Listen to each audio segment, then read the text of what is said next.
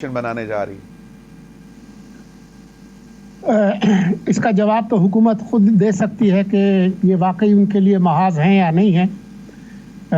صحافیوں کا جو معاملہ ہے وہ سیاسی نہیں ہے، اور جو صحافتی تنظیمیں جو بھی ان کے مطالبات ہیں اس کا کسی ایک جماعت سے، کسی حکومت کے آنے سے یا جانے سے کوئی تعلق نہیں ہے۔ جو شکایات ہیں وہ تقریباً ہر حکومت سے رہی ہیں، پچھلی حکومت سے بھی، اس سے پچھلی حکومت سے بھی۔ اصل جو چیلنج ہے حکومت کا وہ میرے خیال میں یہ ہے کہ جو نسبتاً جو ایک معاشی استحکام ہے اس کو معاشی ترقی کی طرف لے جائیں، تاکہ جو ہے وہ مہنگائی بھی کم ہو، لوگوں کی جو آمدنی ہے وہ بھی بڑھے۔ اگر وہ اس معاملے کو بہتر طریقے سے حل کر سکتے ہیں تو میرا خیال نہیں ہے کہ پی ٹی آئی کی جو طاقت رہ گئی ہے وہ اتنی ہے کہ اس حکومت کو عدم استحکام کا شکار کر سکے۔ جو وکلاء صاحبان ہیں اس کے حوالے سے بھی مجھے کوئی اتنی بہت زیادہ پریشانی نہیں ہے۔ البتہ صحافتی تنظیموں نے جو نکات اٹھائے ہیں، میں توقع ہی کر سکتا ہوں کہ جو اب یہ بات چل رہی ہے کہ شاید اس ایکٹ میں ترمیم کر کے جو شکایات ہیں صحافیوں کی اس کو دور کیا جائے۔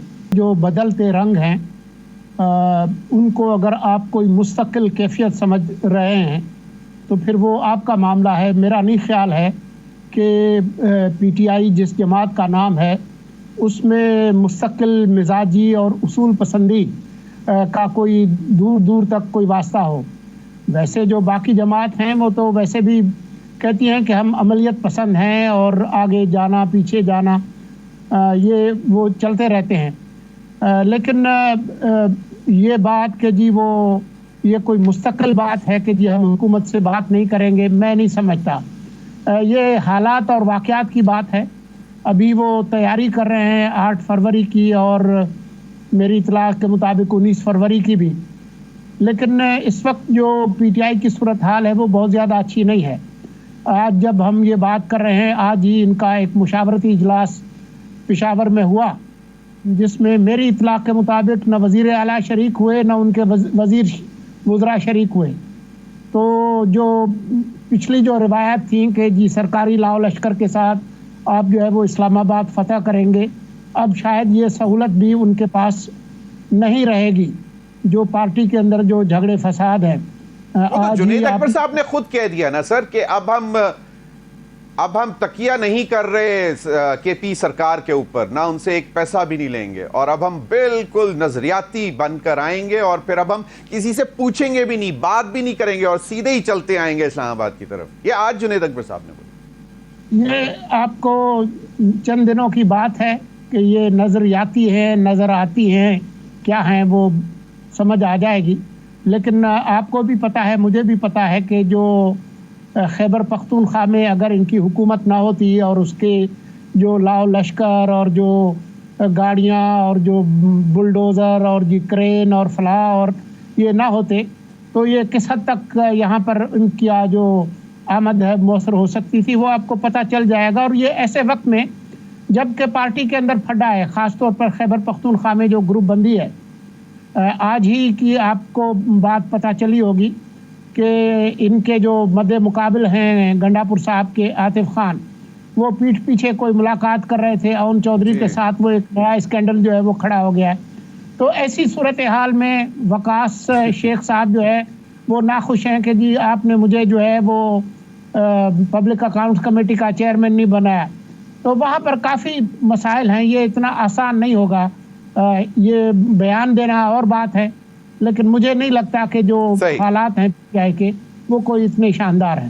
صحیح۔ مرزا سولنگی بھائی، یہ جو گرینڈ اپوزیشن کی بات ہو رہی ہے، آپ کو کیا لگتا ہے کہ یہ پی ٹی آئی بیسیکلی کیونکہ وہ چاہتے ہیں کہ جو اسٹریٹ پاور ہے ان کی وہ بڑھے، اور اسی لیے وہ چاہتے ہیں کہ جے یو آئی ایف ان کے ساتھ ہو اور وکلا بھی ساتھ ہوں، دیگر اپوزیشن کی جماعتیں بھی ہوں، جہاں پہ وہ کہتے ہیں کہ شروعات ہوگی ایک نیشنل ایجنڈے سے کہ وہ ہم حکومت کے پاس لے کے جائیں گے۔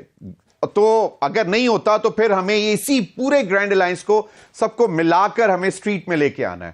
تو آپ کو کیا لگتا ہے کہ یہ چیلنج ہے پی ٹی آئی کے لیے یا صاحب آ جائیں گے ان کے ساتھ بڑے ہنسی خوشی بیٹھ جائیں گے؟ مستقبل میں بھی بن سکتے ہیں, پی ٹی آئی بھی بنا سکتی ہے, لیکن اس میں ایک مشکل ہے, اور وہ مشکل وہ صاحب ہیں جو کہ اڈیالہ میں بیٹھے ہیں. ان کا جو مزاج ہے وہ جمہوری نہیں ہے. وہ نہ اپنی پارٹی میں جمہوریت چاہتے ہیں نہ کوئی ہے. ویسے تو اور جگہ بھی ہے, وہی مسائل ہیں, لیکن کیونکہ یہاں پر صاحب جو ہے وہ اپنے آپ کو عقل کل سمجھتے ہیں, تو اس وجہ سے ان کا جو مزاج ہے وہ اتحادوں والا ہے نہیں. مظہر آپ کو بتائیں گے اتحادوں کی تاریخ جو ہے وہ 60 کے عشرے سے لے کے ایون مارشل لا کے زمانے میں بیگم نصرت بھٹو نے کس طریقے سے اصغر خان اور اس طرح کے لوگوں کے ساتھ اتحاد کیا. ابھی جو ماضی قریب کا جو تجربہ ہے مولانا کے ساتھ 26ویں آئینی ترمیم کے وقت, پھر یہ جو 26 نومبر کو 24 اور 26 نومبر کے دوران آئے تھے اس میں ان سے پوچھا نہیں, پھر ان کے گنڈا پور ان پہ فائرنگ کر رہے تھے مولانا پہ, یہ جو رویے ہیں اچکزئی خود مایوس ہیں. تو اگر خان صاحب کے ہاتھ میں ہے یہ اتحاد کی کنجی تو پھر یہ اتحاد جو ہے وہ چلنے والا نہیں ہے. باقی جو جماعت کے جو لوگ ہیں پی ٹی آئی کے, ان میں بہت سارے جہاں دیدہ لوگ ہیں جن کے اندر سیاسی سمجھ بوجھ ہے, لیکن ویٹو پاور ان کے پاس نہیں ہے. ویٹو پاور اڈیالہ والے صاحب کے پاس ہے یا نہیں ہے یا ابھی بھی ہے؟ دیکھیں, جو ریاست ہوتی ہے اور جو ریاست کے ادارے ہوتے ہیں وہ انگیجمنٹ کی حد تک دہشت گردوں کے ساتھ بھی ان کی انگیجمنٹ ہوتی ہے. اس کا مطلب یہ نہیں ہوتا کہ ان کے ساتھ کوئی مذاکرات ہو رہے ہیں, کوئی ڈیل ہو رہی ہے. تو مجھے حیرانی ہوگی اگر خان صاحب اور اس کے قریبی لوگوں کے ساتھ کسی لیول پہ انگیجمنٹ نہ ہو. لیکن کیا ایسے حالات ہیں کہ خان صاحب کے ساتھ جو ہے وہ فوری طور پر کوئی ارینجمنٹ ہو جائے, وہ باہر آ جائیں؟ جو ان کا مزاج ہے اور جو ان کے سامنے چیزیں رکھی گئی ہیں کہ وہ 9 مئی پر معافی مانگیں پبلکلی اور ایک سیاسی جماعت کے طور پر ایکٹ کریں, میں نہیں سمجھتا کہ خان صاحب اس کے لیے تیار ہوں گے. اور اسی وجہ سے مجھے نہیں لگتا کہ وہ کسی طور پر ان کے ساتھ کوئی ارینجمنٹ, کوئی ڈیل ہونے والی ہے.